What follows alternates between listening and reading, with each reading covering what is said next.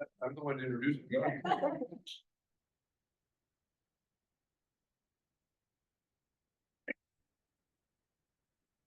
Got real quiet. I wanted to say thank you, everybody, for coming.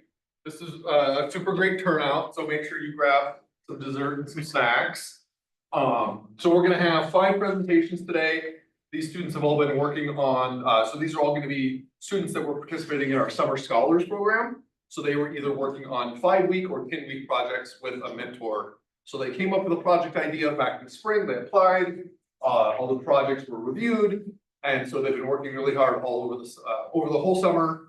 And so we're gonna get to see kind of what their progress so far. So we don't expect these to necessarily be completed, fully finished projects, but just either 10 weeks or 5 weeks towards some kind of research experience, right? So then who's gonna be our first speaker?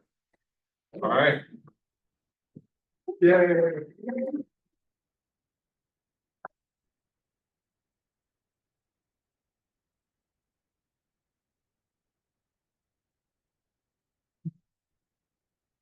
All right, quick little introduction about me. My name is Jackson Thompson. For anybody who does not know me, I'm a junior biology major here at the W. And my project was DNA extractions of ginkgo trees. My mentor was Mr. Dotson. I was on the 10-week program. So a little background about this project. The purpose and the main idea behind it was to find out how far the pollen is spreading from the big male ginkgo located outside of Columbus Hall. If anybody doesn't know what that is, that's it right there. And in this study, we were trying to find out who is the primary father of all the ginkgo tree seedlings on campus. So think of like a big maternity test, right? Basically a game of who's the day. So this tree in particular, it is our primary tree. It was planted in 1900 as part of a study to find out like if the ginkgo tree would survive in the Mississippi climate, because they are not native to here, they're from Asia. And ginkgo trees historically were thought to be extinct because they are known as the most primitive tree in the world because they are a part of a family of trees right here that is no longer here except the ginkgos. So they are a living dinosaur.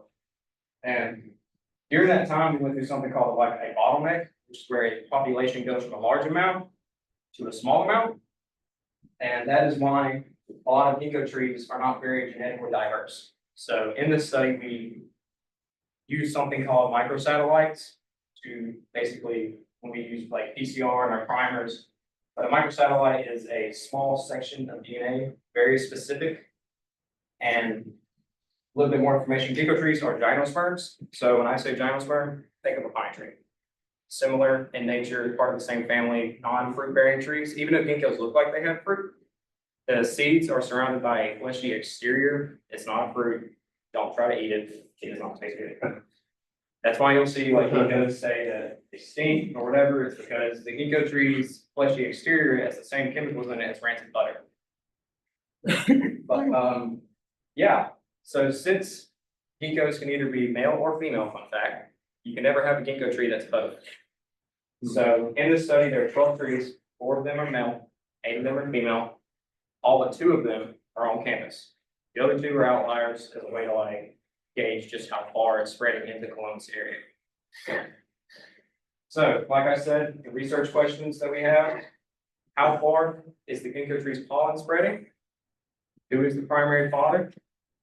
And when we came to these questions, we had to design a methodology for finding out these answers, because this is a new project. This is not something that has been done, so we were trying to figure out how to do it. So then we go to our methods. All the trees, to start out, were marked by using an app called iNaturalist. You can use it to identify plants, identify animals, but it has a feature on there to where you can map stuff with the longitude and latitude. So all the trees were mapped on campus. Eventually, there will be a map that is made. Once they were ready to produce seeds, at least 15 to 8 seeds were collected from each tree, grown in the greenhouse inside of Parkinson. The trees were planted in March and they were grown up throughout most of the last spring semester and all the way up to even now. Once they started out putting out leaf tissue, we were able to take the leaves and start doing DNA extractions on them. And then that is where, as far as I've gotten thus far, but in the future, we plan to do polymerase chain reaction, which is where you amplify DNA, basically allowing it to grow more and more. And then once that is done, we will run gel electrophoresis, which is a way to visualize the DNA. We will measure the bands and see just how much they are related between like the parent tree and the seedlings. So like I said, what has been accomplished, trees were mapped, seedlings were grown, DNA extractions were done. Because eventually we started running into roadblocks, which I will talk about further on in this presentation. And then we were also, which this isn't mentioned here, but we also collected samples of each tree and pressed them and put them in a herbarium. So that way in the future, if we want to, we can take their DNA out from these samples and use that, which they also dry DNA in silica too. So there's that. So roadblocks, fun part. Going into the extractions, we noticed that we weren't getting enough DNA. Now this is, right here is a graph from a machine we have in Parkinson called a nanodrop. Or as a science majors say, apparatus of chain. Because this, as you can see, there is not what we call a peak. And this number right here is 5.9. That's how much DNA is in 1 microliter, which is a very small amount. Ideally, we want a whole lot more than that. So that was a roadblock. We have figured that out. And to solve this problem, I went back and looked at a lot of the literature that I found to even start this project. I found a article by Maltese that was published in 2010 from Turkey. And this article was about like how they did extractions. And one thing I noticed that was different from my methodology to theirs was they were incubating their samples a lot longer so that way their cells could lysate. And you may be asking, what is lysis? Well, that's when the cell is broken up and basically torn apart. And we needed to do that so that way our buffers, which is buffer AP1 and RNase, to get into our cells to allow us to get better extractions. Another big problem we ran into, which actually is funny because it's the primary tree. The big male tree outside of Columbus Hall doesn't have a lot of new growth because it's so old. So it was very difficult to find young leaves which we needed for extractions. Thankfully we did. We had to get up in a ladder to get it, but we got it. So, like I said, right here's a diagram of a plant cell. I'm sure a lot of you guys have seen this in biology classes over the years. Plant cells have a cell wall that is made of cellulose.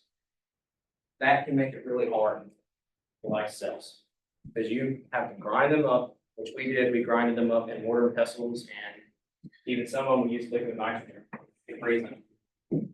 But when we allowed them to have more incubation time, which in that article it said they had 2 minutes or 2 hours, 36 hours, and overnight.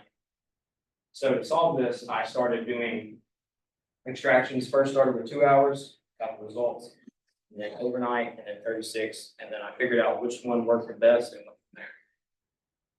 So, like I said, with new methodology, once I noticed that incubation might be the reason behind me not getting the results I wanted, I tried the 2 hours, which is this graph right here. You can see in this graph there's a very defined peak, and we got 19.4, which isn't what we wanted, but it's better than 5.9 and 0.8, which is what we got. So after that, I decided to do the overnight incubation, which is right here. And as you can see, it's definitely a better peak. And we had 38.8 or 38.0. And taking that, I was like, all right, let's go to the 36-hour incubation and see if the cells do better or if they do worse. So I did it, and if you can see it from here, we still have a peak, but we went back down. So I found the sweet spot. It's, for me at least, it's been overnight has been the best way to find out to get better incubations. So, and then here is more examples. This right here is F6, which in this study, there are, every tree is labeled M or F depending on its sex. And then if it's a seedling, it has an S behind it. So this is female 6. This one is located on campus. If you're going towards the Catholic Church, it's like right there. And this is a very good yield. We got that one through overnight. And then this right here is M1. This is the primary tree of the study. We got 27, which we struggled with this tree for most of the summer, trying to get good DNA out of, but this is the best we got.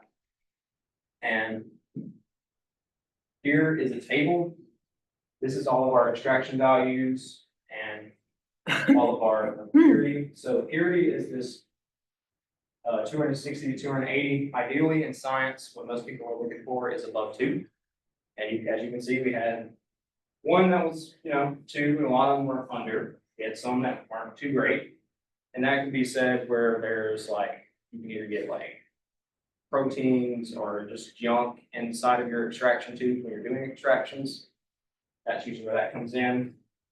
But one really good one we got was F1 at 64.7.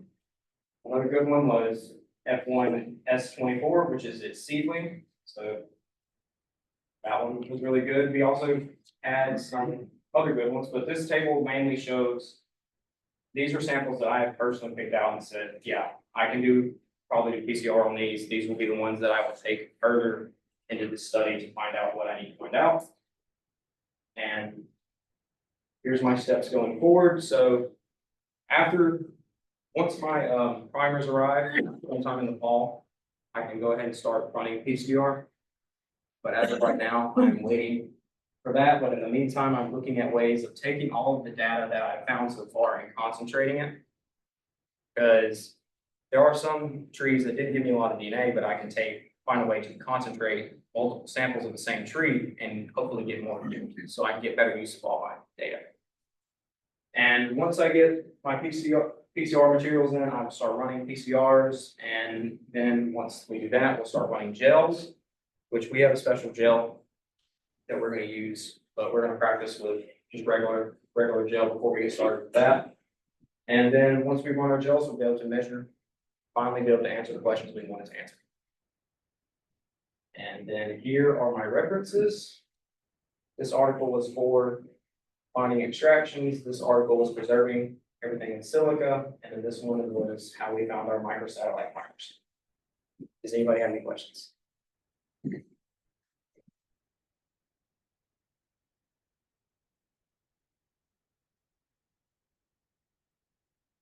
How many seedlings did you grow? 120. Oh, so many. And probably only 20 germinated. So that could be something that after the end of this study, I'm going to basically make an average of how much germination we got, because ginkgos are known to be difficult plants to grow. So for them we will get more data on that, but yeah, we planted 120, probably got 120. But then earlier this summer, I went and collected, actually dug seedlings out of the ground around the trees that were already growing in the wild. So, anybody else? Do they just grow kind of in the wild, or they all need Well, human attention? ginkgo trees can grow in the wild, Yeah, but probably not in North America.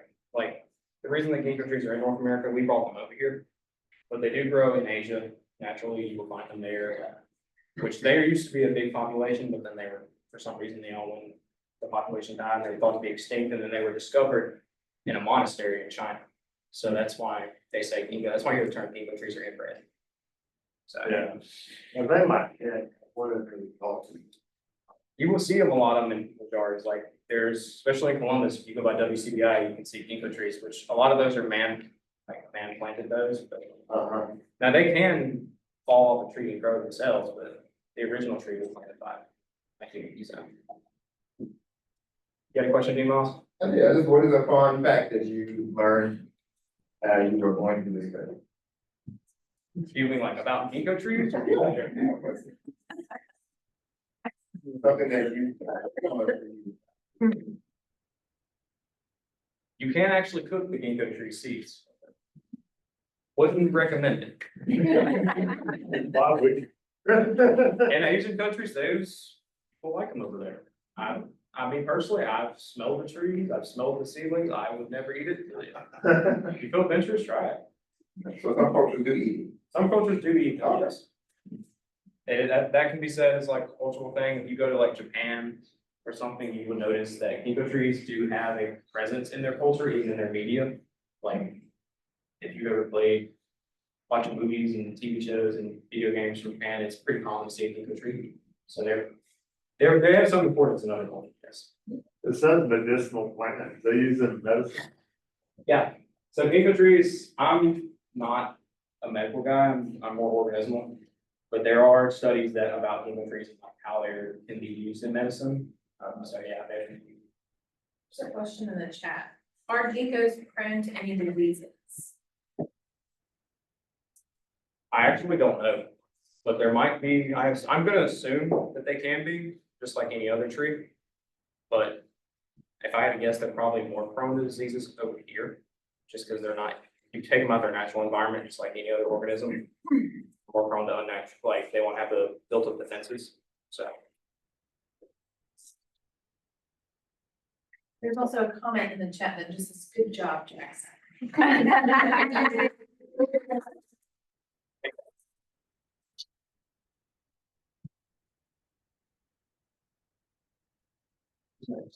When do you present forever? Eventually I'll run out of things. I'm the one.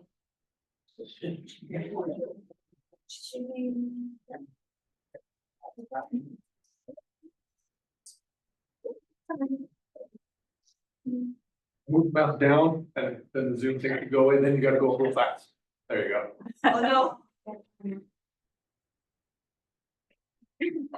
It's going straight with us. Yeah. Maybe I don't, we could just minimize it. Okay.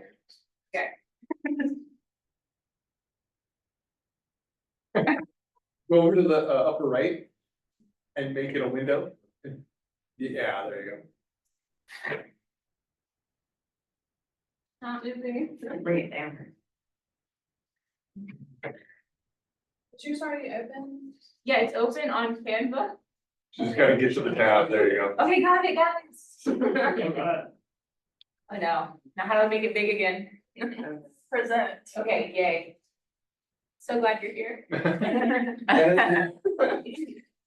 So, hi, if you don't know me, my name is Lexa Harvey. I'm a graphic design major here at the W, and I plan to get a second undergrad in computer science as well. So this topic's kind of near and dear to my heart, and it all started being around other art majors, and this just fear about what is AI going to do to our field as creatives. It's so up in the air, there's all this discussion of like, okay, are artists even gonna matter anymore? Just when there's not already a history of artists' work being devalued, it's just like putting the nail in the coffin is what a lot of people were starting to feel. So that's what I was like, I want to see the work that's already being done. So initially, I went into this 5 weeks, because I proposed a 5-week project. I wanted to do a literature review. So mine's a little different, and like I was very broad, and I wanted to see where I could go with this, and that's how I entered this project. So I wanted to see literature reviews, seeing what's already out there about AI and artists and how it's changing work. And I proposed this really awesome survey project. I was gonna take AI and take 5 famous artists and that most people know, and I was gonna get AI to create works that were similar to those artists and test people to see if they could tell which ones were the AI. We were all really excited. And then I started my literature review and I found out this question's been very tested. They feel like they already have the answer. So can people tell the difference between AI art, music, like AI generated work versus human generated works? No. Kind of. So while they're saying no, it's not really clear which programs exactly were tested, whether it was like Midjourney or ChatGPT, or it's the high-end things that are kept under like lock and key in these AI companies. It's not really clear if it's what's accessible to the public or if it's this high-end software that's able to pull like the general public and even masters of the field. And what I was like, I kind of makes sense because something as art majors constantly get in trouble, especially when we pick like human reference images from Pinterest. We realize that the anatomy's off, mainly because our professor will look at it and go, hey, that's AI. So it didn't surprise me that much. It was a little disappointing though. So we're just gonna kind of talk about why AI matters in like a wide view and then focus back to creatives. So a lot of people consider AI as like this next big technological advance. It's going to displace people and change the job market. And whenever that happens, women, people of color, anyone in the lower economic class tend to be the most affected and the first to lose their job. And what normally happens, like what happens, like even with like typewriters, like all these people who had years of like, you know, doing the block prints for newspapers and things like that, they lost their job, but then new jobs were created. So the thing that makes this time different is we don't know if new jobs are being created yet. We're not really sure about these new creative jobs, not sure what's gonna happen. And there's very limited research on that so far. Mainly what I was able to see is there's just been an increase of needing to have familiarity with AI for your job, but not AI specific jobs.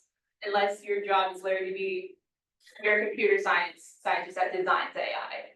So there's not new jobs yet, and that's another big thing. There's also this really big idea that it's going to change how we value human labor. And I'm gonna get more into that as I go on. So when we're talking about creatives, the people that are most affected with like the research that I saw in my 5 weeks were computer scientists, musicians, authors, and artists who, when you go and look into, go into a database, you're like, artists and AI, these are the people that get talked about the most in like these new programs and whether or not it's ethical, not ethical, and AI might replace them. Now, as far as perception of AI use in creative works, it has the worst possible like perception. In fact, people are so biased against AI, if you tell them that something was created with AI, most people are gonna immediately devalue it. So there's been multiple studies right now where it's all human-made work. Like that's from the control is they had the same like 3 artists created, and they switched with the control groups. They said this was made by AI when it was still made by humans, and every time they said it was made by AI, they lowered it less. They said it was less creative. It took less work, and people did not value it. And then the biggest question that I get is like, okay, how is AI legal? Because we have a copyright system. The world has copyright systems. How is this not infringing copyright? Well, the current issue is our copyright systems around the world and in the US are out of date by like 100 years. So everything we know about how it's structured for copyright is based off people. And that's a big issue of why AI companies and judges are ruling that it's okay, that they're like, well, we can't really argue against it because it's the work that's being generated, and then there's cases of like people using things to generate stuff, and then they get to keep the product because they made the product in that sense. A big case that came out is comic book artists. They banded together and they say, hey, we can tell that that's our artist style, and it was a big blow to the like creative community that it was ruled you can't copyright an art style in that way. Mainly because you can't, the argument at the time was you couldn't prove that it was being trained off the artist, right? But now we're seeing all these different studies where they're like, okay, we want to see if you can track the origin of the art style via the images. And they're using like cubism and things like that, and people can tell. So that's what led to the newest big giant in this copyright battle. Disney and Universal are going up against Midjourney, saying we can tell your training modules use our images and use our work. So that's like the big new copyright thing. As far as ethically and whether or not we should be doing this, when there's a lot of philosophers like in the 50s, 60s, and 70s that kind of predicted we might have this issue decades ago. And it's just now in 2024, 2025, right now that all of these current philosophers and legal journals are like, okay, well now we have to do something, because the value of human labor is changing what it means for it to be human labor. And they're putting it out all these conclusions, or they were telling our government and other governments that we need to put more rules in place about what AI can and cannot be used for. And in 2023, President Biden actually signed an order to move forward with that, but that is been put on pause. We don't really know what's happening with that. So as far as good potential for AI, it's not all doom and gloom. We do see AI can be used as a very powerful tool with a co-creativity movement in art, whether it be, okay, it takes away that fear of the blank canvas when you're in that thumbnail stage and you're like, okay, show me a girl standing on Saturn, and you're like, okay, most people, when you interview artists, are like, okay, I don't like how I did that, I could do it this, and they go from there. So a lot of artists are already using AI in their thumbnail stages. And another way that AI is being used is, I don't know how familiar y'all are with the Adobe Suite and programs like that. Many of them have generative AI features, which will fill in things if you're doing Photoshop, or it might help flip an image. That's really useful because things that may have took 4 hours may take you an hour or 2 hours. It's increasing our productivity. So there's definitely good things that can come from this. And then on the flip side of that, there's a lot of companies that are really pushing for this co-creativity, but it's not more cost effective than hiring an actual artist team to do it. For example, I don't know if you guys saw the recent Coca-Cola commercial that was mainly AI. They got a lot of flack for it, but it was 3 times the cost than what if they had hired a traditional artist team to make that commercial. Now, in doing my literature review, it's been very brief. I've only had 5 weeks. There's so much information out there, but what I've seen is this is what's missing from our conversation. Where are the artists? By and large, artists aren't even a part of the conversation in this research. Like, they're not being spoken to, and when they are, it's almost like they're an alien. When you have these researchers describing them, they're like, we tried to lure them in with pizza so they talk to us. It's that drastic. And then this other argument when they talk to mainly graphic designers saying our work is better, and we're having people enter AI art contests and win with original human works. I would like to test that and see how true that statement is. And that's what my new survey is going to be about. And then other things that are missing is how this is probably going to increase the privilege gap of being able to make and create works. There's always been, if you have money, you get to be in a creative field. If you don't, you have more barriers. This is probably going to increase that. People aren't really talking about within art. It is being talked within science, like the biases and the imperfections of AI. Is it going to affect, people being in there, or how accurate is it? Because they're saying that with science. They're saying we can't fully trust AI yet because of the biases, but no one's saying that for art yet. And then it's because I'm in women's college, I had to look, at the WDS angle. And as far as women in AI, the only research that's being done is about increased sexualization of women and increased violence as a result of AI usage, mainly from the porn industry. So I'd love to see how it's just going to affect women working in general, not just, sexualization and violence. So with my new survey, the plan is to use graphic design as my main medium, and I'm gonna pass around like these mind maps and these quick thumbnail sketches that I did while I explain.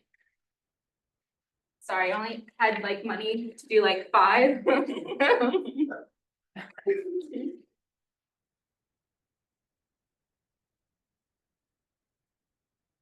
I'll just throw one over here too. Oh, but Alright, so basically, we want to address the claim that we keep seeing that human work is still better than AI work as far as branding identity, and people still prefer it. So we want to use graphic design as our medium, mainly focusing on logos. And what I had to go deeper into my graphic design education before I was actually in that class. So that was really exciting to get one-on-one graphic design education this summer. So with the logos, I was given the name of the business and what the business is. This example of Urban Princess, it's a feminine, young, Target is young women's clothing. So I'm gonna give the AI the same prompt. Normally you would get a design brief, but we wanted to make sure I get the same amount of information that AI does. I'm gonna probably use ChatGPT, maybe Midjourney, some of those image software. What we're gonna do is we're create a logo. We're gonna have AI create a logo, and then we're gonna bring it to design professionals with a goal of maybe 50 graphic designers. That is extremely ambitious because in all of the articles I found, the largest number of artists they were able to survey was 37. So I'm being very ambitious, saying I want to get 50 graphic designers, but I'm giving myself a year.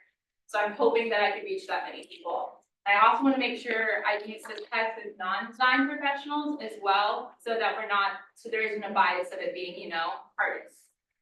And I'm really, really excited to see where it goes, and I'm so thankful that I was given this opportunity. Do y'all have any questions for me?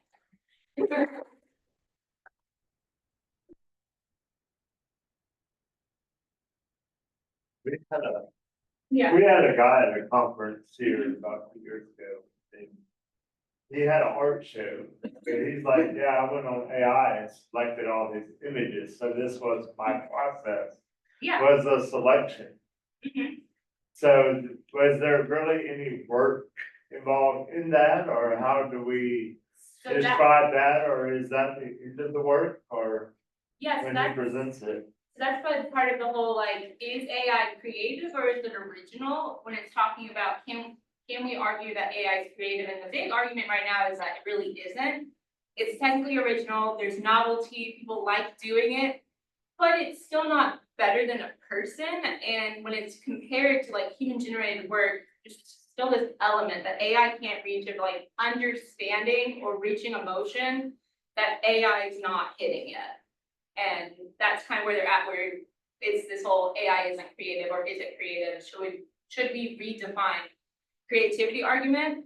I would love to get more into it. I've only had 5 weeks. I just know when I look at work, I see on the computer, it, to me, when it looks way too pristine, like this is AI.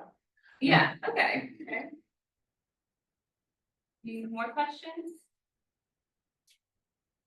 Yes. So for your survey, are you just gonna give the two like images, like your image and the AI one, and ask for them to like pick which one they like, or what are? Yes, so I think it's gonna be like, I'm gonna probably want to come with 2 to 3 questions, like to determine like, does this have a great branding identity, like, or do you feel like this is more cohesive, like would interest you more if you're walking on the street type questions? I'm probably only gonna maybe try to limit to 5. Mainly since my goal is to make between 10 to 20 different logos for this survey. It's not just gonna be like 5 logos, it's a big task. And I actually had some people like, well, why don't you try to incorporate more artists into like making it so it's not just your perspective as like a white young woman from South Mississippi. I was like, I would love to, but it's a lot of work. And I would have to compensate other artists to do that for me, and I don't have the budget for that yet. Yeah, sometimes finding sample size, because I do surveys. Mhm. Yeah, so I'm like, I feel like I'm being very ambitious by saying I'm going to get 50, but we will see. That is the goal.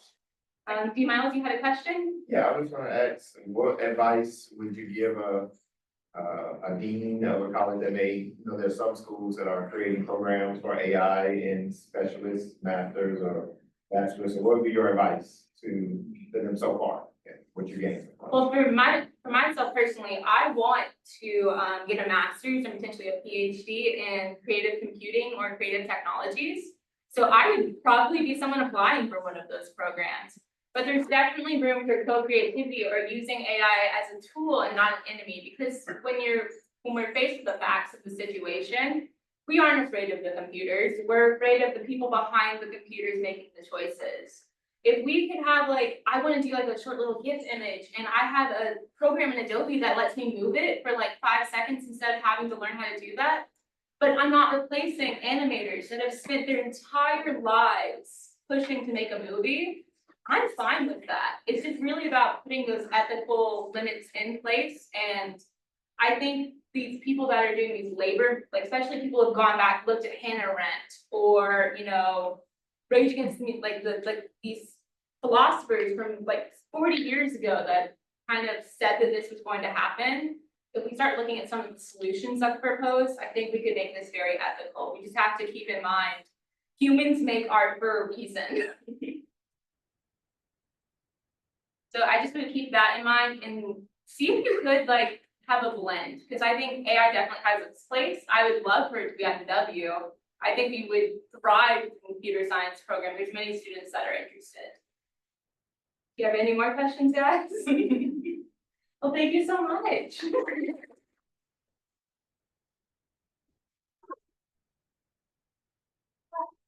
someone's gotta be brave and get rid of it. Oh, man, I have to go through this. Can I just do that? Yeah. That'd be funny how all 5 of them. We'll get an AI to blend them all together. Yeah.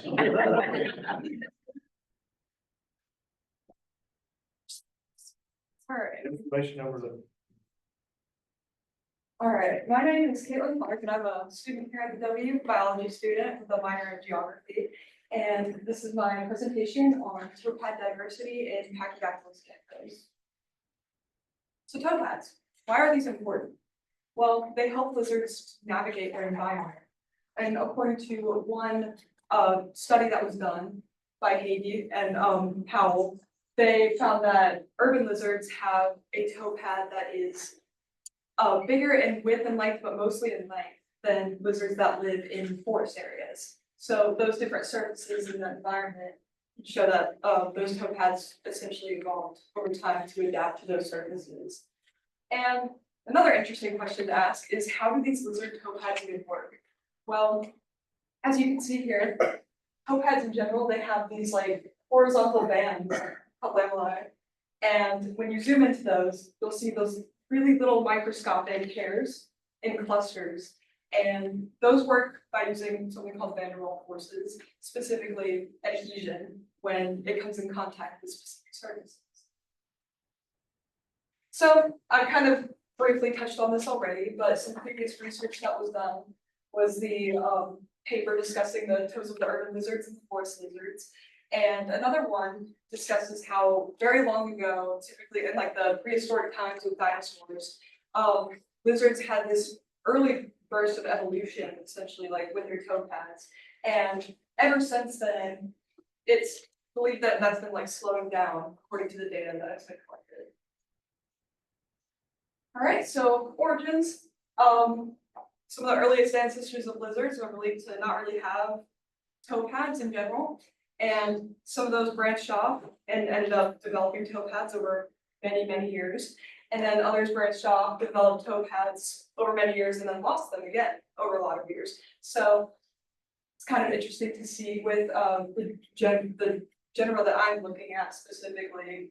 I kind of have that phylogeny right there to show you all. They have they've seemed to log. So here's kind of a few pictures of what I'm working with here, the toe pads.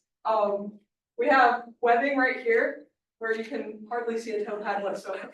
And then you have, I like to think the top right, where you think of a stereotypical toe pad. This one has toe pads, but like very hard to see kind of. And then this is mostly just like scales on a finger, essentially.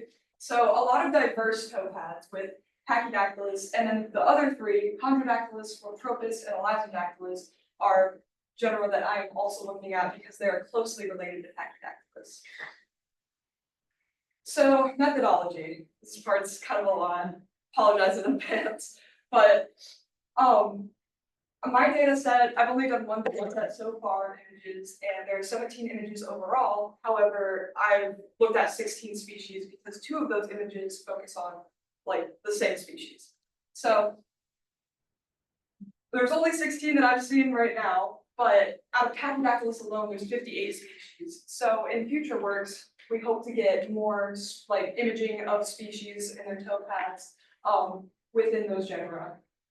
But going back to the specific actual methodology, the left back foot and the fourth toe is what we're looking at for each image and what we're landmarking. So you think of your hand like this, right? And you have your thumb kind of going out like that. Theirs are inverted. Their toes essentially are inverted. So the finger that sticks out like that, kind of weird, it's actually essentially like their pinky finger. And the index finger is essentially like their ring finger, so to speak. So we're looking at the lizard ring finger, if that helps with some visualization there. And it's always the fourth toe right there.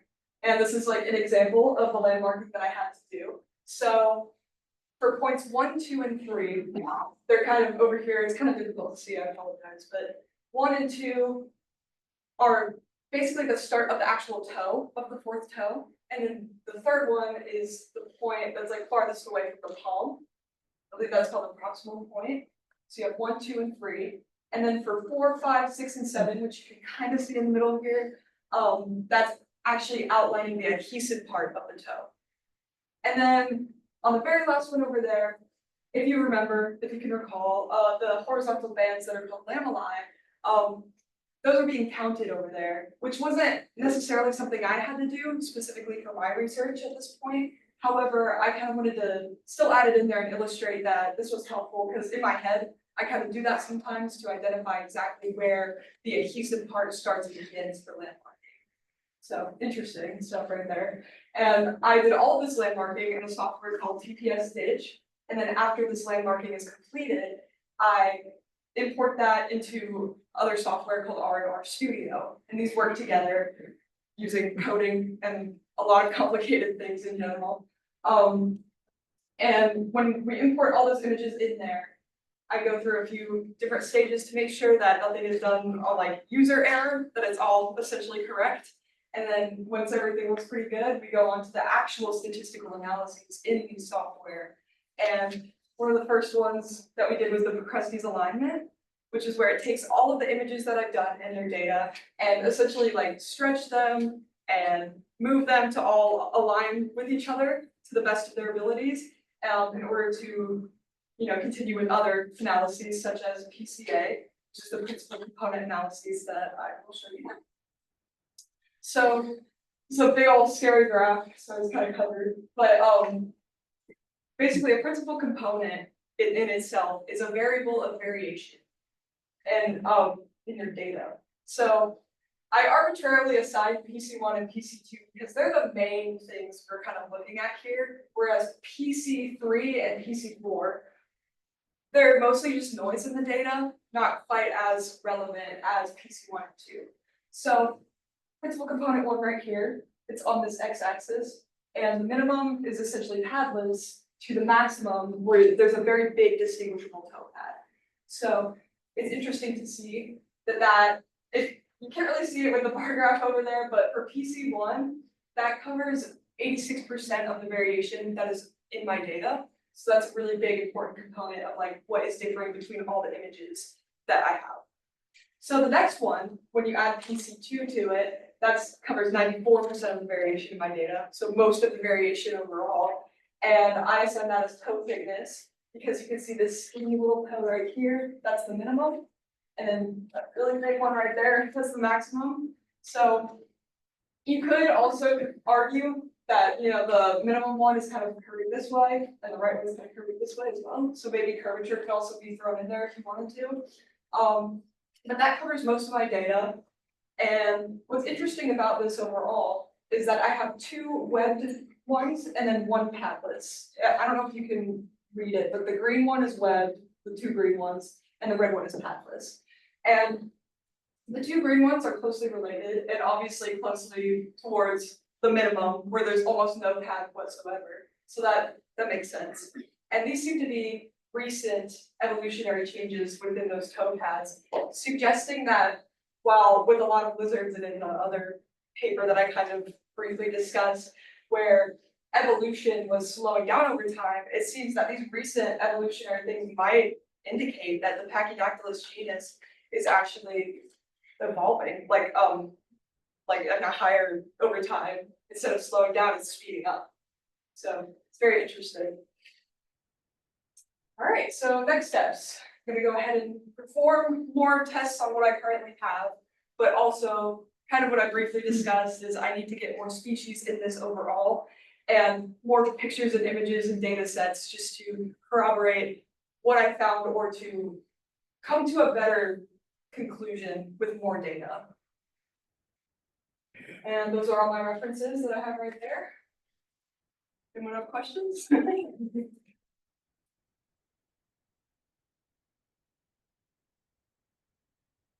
Question in the chat. Okay. When you say recent evolution, how long of a time frame are you considering? Decades, hundreds of years? Well, the phylogeny, like, when you think about the Pachydactylus and all the ones that I'm looking at, that happened about 46 million years ago, those splits. So we're looking back pretty far, just in general, like, millions of years ago, if that answers that question. Do you find more differences within a group or within other groups? I would say, definitely, so with Pachydaculus, a lot of them are normal, but like a few kind of go a little bit off. And then I think the Rhopropus one is like one of the weird ones as well. That was like, it was either padless or wet. One of the very odd ones that look like outliers essentially. So yeah, with the ones that I've been studying specifically, yes, there's been quite a few differences between all of them.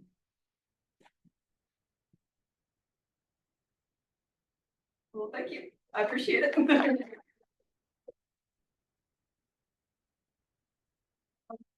Sorry. Oh, no, no worries. It's up.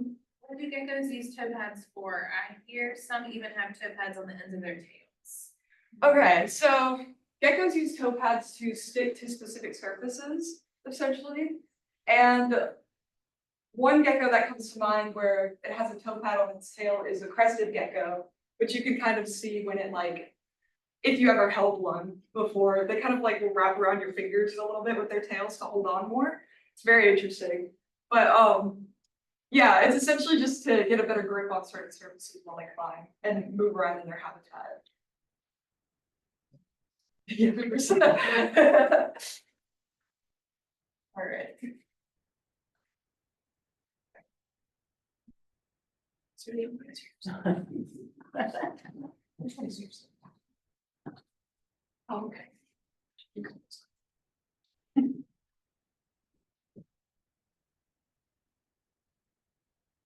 Hi everyone, my name is Zareen and I'm a chemistry major. I'm hoping to go to grad school to study biochemistry. So this project has really solidified my next steps for my career. So my project, I did it for 5 weeks with Dr. Hedda, and my title is Effects of Solvents on CFTR Expression. So if you've ever made a sugar solution by putting sugar in water, you'll notice that sugar readily dissolves in water. And in this scenario, water is your solvent. But in our lab, similarly, we also have other types of substance that we use as solvents to dissolve the chemicals that we want to test. So I'll give you a little bit of background before I dive into my project. So CFTR, it stands for Cystic Fibrosis Transmembrane Conductance Regulator. I will not be saying that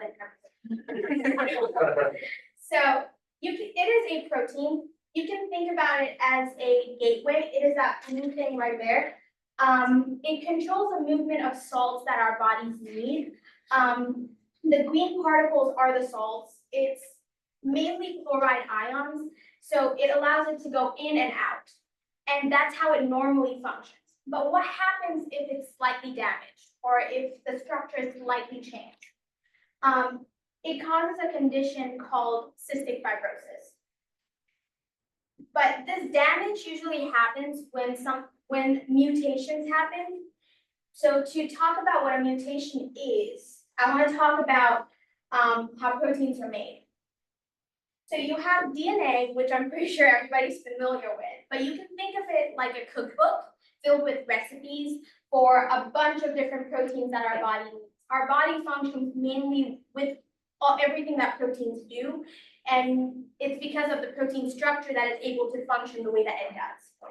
But sometimes the recipes may have an addition of ingredients, or like it might lack some ingredients, and that's what we call a mutation. So in this case, the most common mutation that affects about 70% of cystic fibrosis patients is the delta F508. So in this case, the ingredient is missing from one of the recipes for this protein. And what happens is proteins are made up of smaller subunits called amino acids.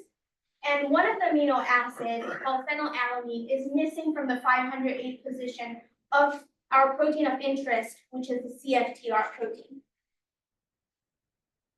So why is this so important? Because cystic fibrosis is a genetic disease. It's a chronic disease. It's incurable, right? So it mainly affects the lungs and the pancreas. What happens is when the recipe is missing a few ingredients and the protein's mutated, it results in an imbalance of salts because it's blocking and preventing like the movement of the salts, right? It causes thick mucus to block your airways in your lungs, making it difficult to breathe.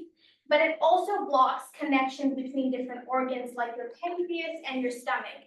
Your pancreas releases chemicals into your stomach to allow your stomach to digest food better. But if those pathways, the ducts, if they're blocked with mucus, it makes it very difficult to digest things. So now I'll go into my project. My goals for this project was to test the effect of common solvents such as DMSO, which stands for dimethyl sulfoxide, and ethanol. These are known as common solvents that we use to dissolve the chemicals that we want to test. And we wanted to see if it increases the protein's expression, which just means that how much of the protein is being produced and how much is getting to the target location. And we also wanted to test the effect of temperatures. Specifically, we wanted to look at body temperature, which is 37 degrees Celsius, and we wanted to look at a temperature lower than, because high temperatures will denature the proteins, which means like sort of destroy them. And 27 degrees Celsius, what it does is it promotes the maturation of the protein and prevents it from breaking down. So my hypothesis is that low temperature will increase the production or the expression of this protein, but the solvents won't do anything. So this was my methodology. It was about 6 steps, but a lot of them have sub-steps. So bear with me. I promise it's like more fun when I do it in the lab than it is when I explain it. So the first step is cell treatment and culture. We bought commercially available cells and we introduced the wrong recipe into it, and like this was used in the study.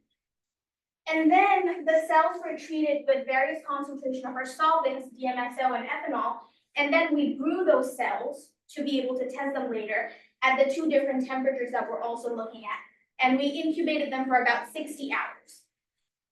And then we did cell lysis, which I think was mentioned in another presentation before. What that means is you just break open the cells. Essentially, like you kill them and you expose all the proteins that are in that cell. And then we did something called a protein assay to quantify the total amount of all of those proteins in all of the samples and all the cells. So that is my lab mate doing some protein lysis stuff. And then this is me doing a protein assay. I was very proud of that one. So the next step is called SDS-PAGE. I won't pronounce what it is. It's just a process that we use to separate proteins by size using electric current. So if you look over here, the different colors represent the different proteins. The large proteins stay at the top and the smaller ones move to the bottom. And because the cells have so many different proteins, but we're only interested in one of them, which is a CFTR, we had to separate them before we are able to like visualize what we want. So to visualize and detect our protein of interest, we separated them, and then the next step was to transfer it to something that's called a membrane to make it easier to work with because gels will break very easily. And then we did something called immunodetection.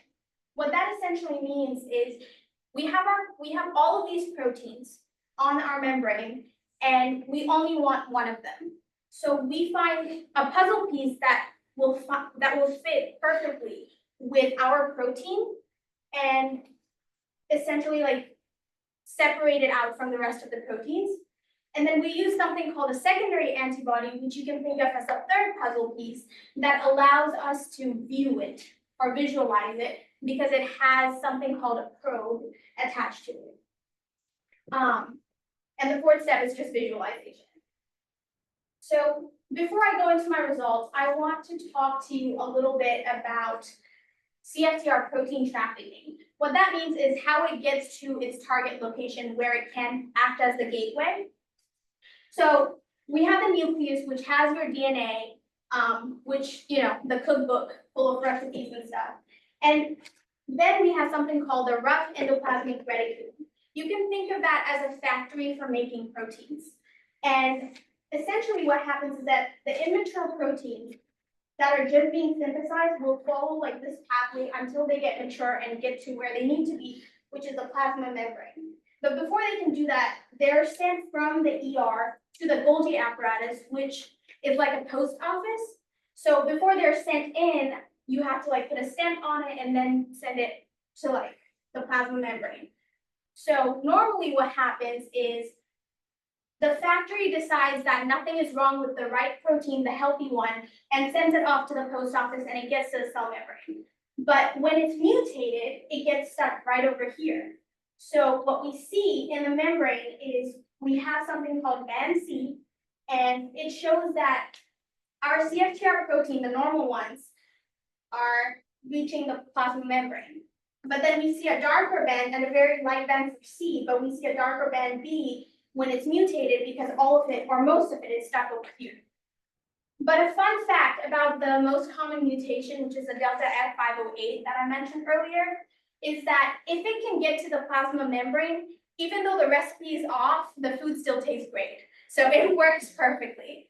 So our goal is to use the chemical that we want to test to make it go from here all through the pathway to where it needs to go. And so for my results, it might look scary at first, but I'll go over it. So I found out that the solvents don't really affect CFTR expression, but the low temperature, which is 27 degrees Celsius, increases the expression. So I only work with the mutated cells, so you won't really see a band C, but you can see dark bands of B. So we also tested another protein called actin beta. And all you need to know about that is that it's consistent throughout different cells. It exists in all of our cells. So we just tested to see that all of our samples that we tested have the same exact amount of protein, so our results are not biased. So if you look over here, this sample was only in 27 degrees Celsius and it's dark. So that just means that 27 degrees Celsius does have an effect. But then when we put it into 37 degrees Celsius, and both of these had no solvents in them at all, and you don't see a band at all. So 37 degrees Celsius doesn't really have an impact. And then you have all of these different volumes that are increasing. And this is the DMSO solvent, and it's all at 27 degrees Celsius. But you'll see that the bands don't get darker as the volume increases. So DMSO is not really having an effect. And the bands look very similar to this when it's just 27, which shows that it's the 27 degrees Celsius that's affecting it and not the increasing volumes. The same thing goes for ethanol, because we're also doing the same thing where we're increasing the volume and keeping it at 27, and you see like it's not that much variation. The slight variations are due to like some of the proteins being higher in some samples and lower in others. And then we have that other one that's at 37, and it includes like a larger volume of ethanol, but it still doesn't show any bands, which shows that ethanol doesn't have an effect either. And 37 degrees Celsius doesn't have an effect, but 27 does. So why are my results important? Because now that we know that the solvents don't really have an effect, we can use this to test potential therapeutic drugs and dissolve them in the solvents, and we still see the full effect of those chemicals. And they might have a way to like get our protein from B to C where it needs to go. And since we can't really cure cystic fibrosis yet, it can at least alleviate some of the symptoms and help the cystic fibrosis patients. So these are my references.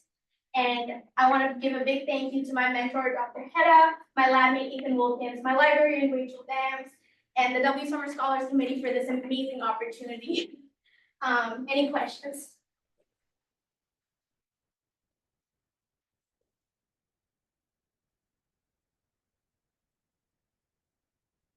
Yes. You wanna tell people how many late nights you pulled at the lab? It was few. It was quite a few. But I had fun. It was tiring, but I had fun. Forcibly remove you multiple That's times. true. Very dedicated to her research. I'm very happy. Thank you so Any other questions? Yes. Do you plan on continuing this work? As of right now, my lab mate who's doing a project simultaneous to this, he is actually presenting research on the chemicals that we are testing. So he's gonna carry on that research and I'll kind of support him on that, and help out because there's a lot of, as you can see, like there was a lot of different steps that need to be done. And what I left out was that we also have to regularly feed the cells before they can be treated and grown. So all of that stuff. So yes, I do plan to carry this on next semester. Yeah. So 27 degrees is like, have you tried it with different temperatures or how does that? Not really, because we were trying to get it to about 10 degrees Celsius lower than the body temperature. The main idea behind it is that proteins at high temperature will degrade faster and they will become like completely unusable. But then at low temperatures, it just kind of slows down the growth.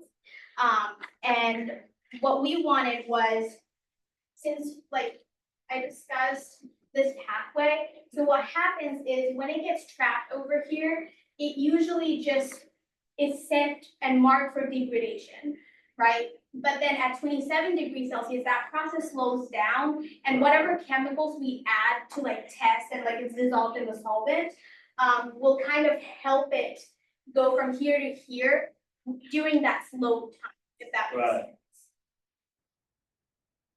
Okay, thank you.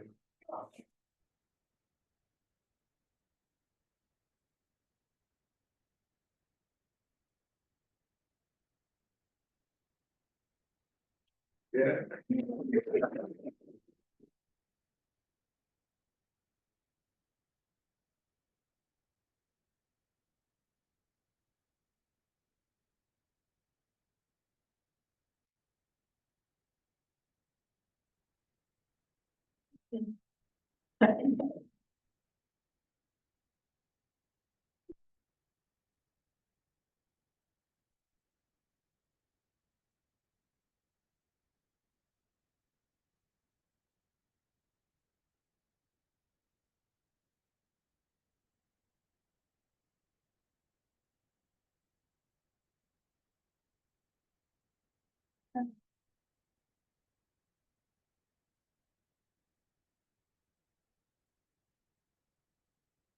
I'm Kate Weathers, and been on project. I wanted to continue a project that I started in the fall of 2024, which was looking at how IUDs are perceived on YouTube. And I did a very small sample in the fall, so this summer I wanted to do a larger sample, which included 15 videos. So originally I wanted to do this presentation and write a literature review, but I didn't have enough time to finish the literature review, so I'm continuing that this fall. First, what is an IUD? So an IUD, or an intrauterine device, is a plastic T-shaped device that is inserted into the uterus by a healthcare provider to prevent pregnancy. There's two different types. So there's a non-hormonal, which you can't really see, and a hormonal IUD. And the non-hormonal IUD has copper wire wrapped around it that creates a toxic environment for sperm and uterus. And the hormonal IUD prevents pregnancy by thickening the cervical mucus, altering the fallopian tubes, things that you can be true on, and preventing ovulation. And the purpose for the study was to find out what information about IUDs is on social media or YouTube specifically. And after a Washington Post article was released last year that said influencers have been spreading misinformation about birth control in general, I want to know if the same thing happened on YouTube or online. And there have been studies before that study how birth control is perceived online, but it only focused on Twitter and TikTok. And TikTok is banned on campus, so I couldn't do TikTok. And Twitter had been used a lot for it, so I decided to do YouTube. And one prior study did say that 98.6% of the videos about IUDs discuss negative side effects of pain. And to do this study, I used Applify, which is a data scraping tool to find YouTube videos. It's similar to the library database on campus, in that you put in search terms and limiters, and then it gives you information related to it. And I couldn't just go on YouTube and search up videos because the algorithm would pop up videos that I that was tailored to my taste. So using Amplify made sure that the videos that came up were objective. And some of the search terms that I used are IUDs, pain bearing insertion, and my experience with an IUD. However, not many videos came up that had to do with personal experiences. And after finding 61 videos, I used a random number table to reduce the number of videos down to 50. And check these out. This is the scale that I used to rate them. I only have 15. Well, I want to share them.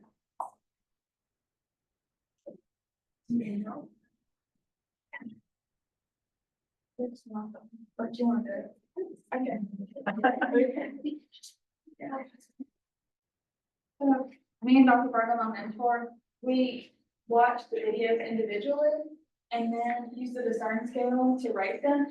And the discern scale is a 16-item questionnaire that assesses the quality of health information such as reliability, neutrality, and clarity.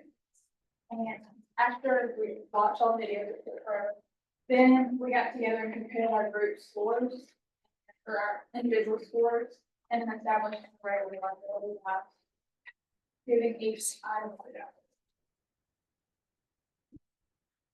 I'm gonna attempt to show some video examples. I don't know if it's gonna work, but if it doesn't, I'll just.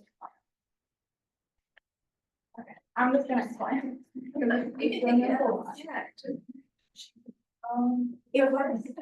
was. The first video was a good example. We rated a 4 on this one scale. And it was this girl, it was a personal experience, but she also gave educational fact and she had humor. And overall, but most of the personal experience videos were negative. And the second video was a bad example. It was only 20 minutes long, or 20 seconds long, and it was by a healthcare professional, but she gave very rude protection. So we rated it very low. So 44% of the creators were healthcare professionals, and 26% we were unsure about because they used a robot voice, or like an automated voice, and 24% were patients. And then 66% of the creators were female, and only 8% were male. Most of the videos were neutral, but only 14% of them were positive. And then 78% of the videos were educational, and 28% were personal experience, and the rest was good things. So the average discern score that we got for all items for all 50 videos was 2.53, which is on the lower end. Because the scale is from 1 to 5, I think I said that, but you rate each item for 1 to 5. And the average score on item 16 for all 50 videos, which is the overall quality of the video, was 2.6. And the highest and lowest rated items from videos by professionals ended up being, I think the highest one was item 1 and item 3, which is explaining what the video is about, and then also relevancy.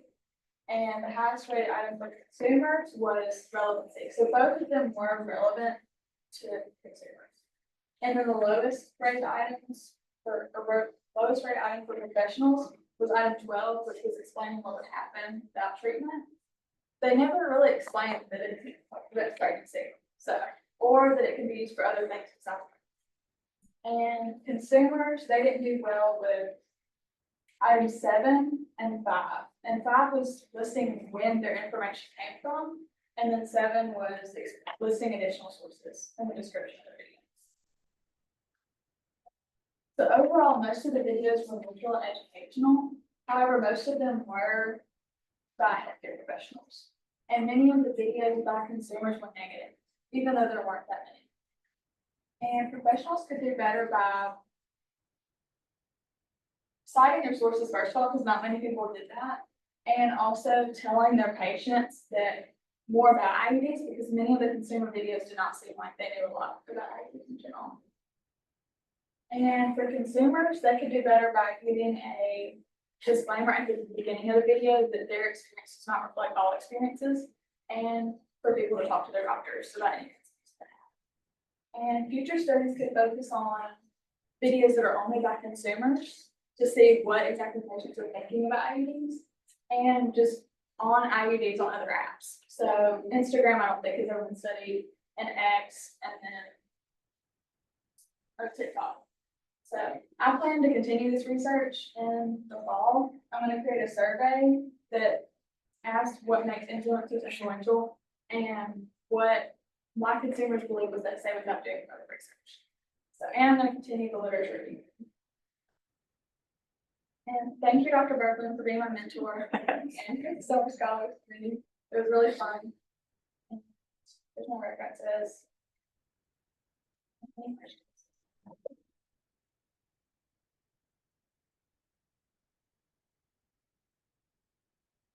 Are these people paid to make these videos? No, nobody said that they were. I think on TikTok, a lot of them are, but nobody would said that they were a sponsor or anything. I think on YouTube, you have, like, really have to, right? Okay. Things on TikTok that they indicate that it's an ad, even if like they're supposed to like automatically indicate that it's an ad, even if it's not. If they're not outright saying it, sometimes you'll look at a video and you'll see in like the bottom left corner, it will say ad, which means they were paid to do it. I don't know if YouTube has that, like a feature that's similar. Is Yeah, what I think they do now. They.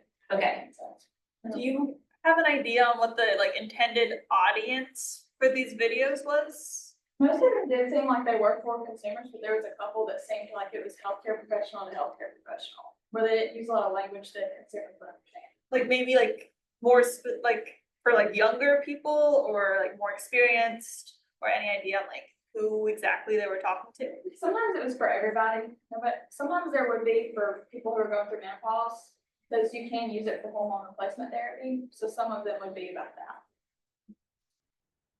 Any questions? Thank you.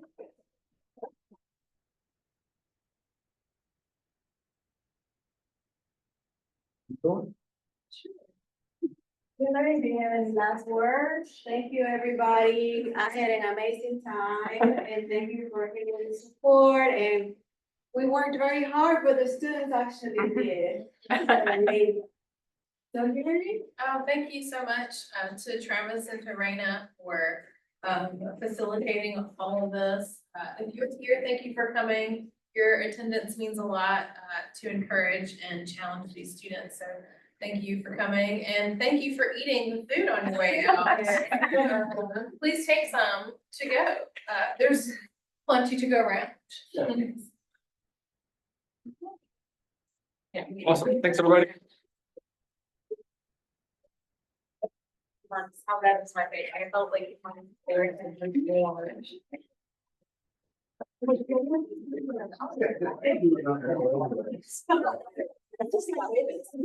No. Yeah.